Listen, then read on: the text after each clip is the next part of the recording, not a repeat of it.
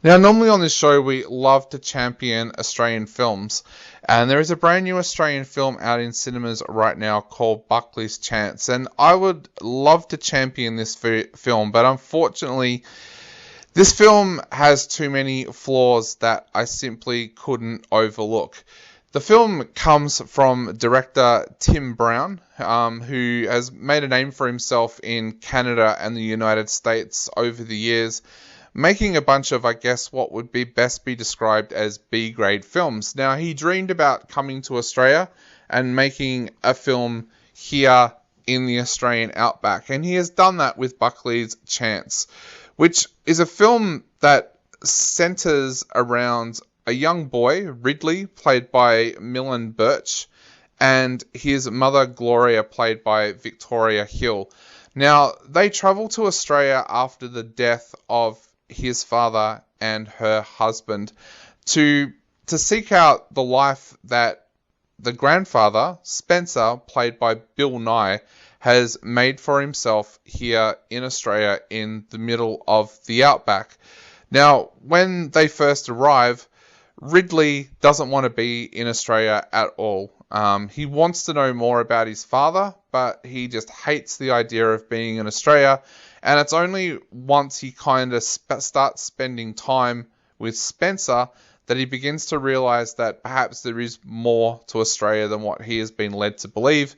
And that happens even more so after he befriends a young dingo that he helps.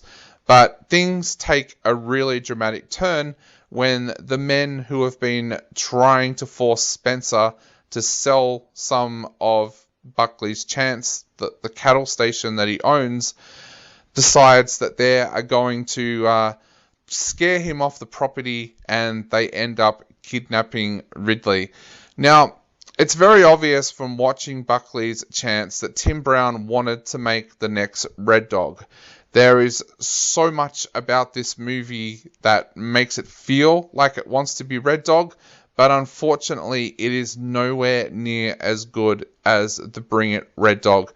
And where this film falls apart is that it goes back and makes all those kind of lame mistakes and cheesy lines come back to life that many of us grew up with watching episodes of Skippy. In fact, one of the things I kept on remembering while I was watching this film was the Late Show's television series Charlie the Wonder Dog, where they kind of made fun of that lame family film style where things happen where it's like, Timmy's down the well, you better come and help kind of thing. This film makes all of those mistakes throughout the film. It just doesn't have that believability about it. But it also makes mistakes like bringing in characters like Cooper, played by Martin Sachs, and then not really using him throughout the film. The two bad guys that kidnap Ridley are walking cliches. They are so ridiculously stupid that you wonder how they even managed to kidnap the boy in the first place. And the believability just goes completely out the window as you watch these two bumbling fools try to go about their business with this kidnapping that's happened. But the one thing I think that I find completely unforgivable about Buckley's Chance is it makes one of my favourite actors look bad. I love Bill Nye as an actor, but somehow this film gives him such amazingly cheesy lines that even his character is not believable. This could have been a great film. When you think about how many films we've made in Australia over the past few years that have featured animals and worked so well, like I mentioned, Red Dog, Penguin Bloom. We have a real habit of making great films, even going right back to films like Dusty. It's something that Australia does so well, but this film just absolutely fails. I'm not sure what kind of audience this film was aimed for. I cannot see young people and kids falling in love with this film. I also can't see the older generation that loved films like Red Dog falling in love with this film because it is just too cheesy all throughout the film.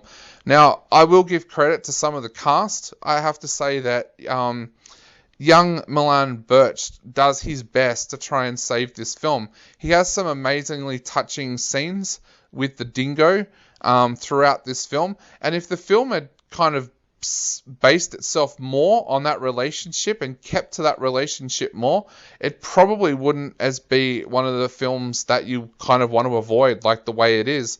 It really is the bumbling kind of characters around him that make this film so cheesy. I find it really hard to believe that someone along the journey here didn't point out that this film feels like those bad 80s films, and it's just a shame that people like Martin Sachs and Victoria Hill have kind of been brought into a movie that just doesn't have legs at any time throughout it. Now, the things that do save this film is, like what I said before, Milan Birch's performance alongside the dingo has some great moments. There's also some great spectacular views throughout this film as well. It's filmed around Broken Hill, and it has some amazing cinematography, but that's really all that saves this film. I can't recommend that you go and see this film. Normally, I would love to champion an Australian film, but I just can't recommend this because I know so many people are going to go along and see this movie and just groan all the way through it. I'm going to give it 2 out of 5. If you do want to take the risk and go along and see it, it is out in cinemas now, but just be wary that this is almost a return back to those dreadful family films that were being made in the 1980s.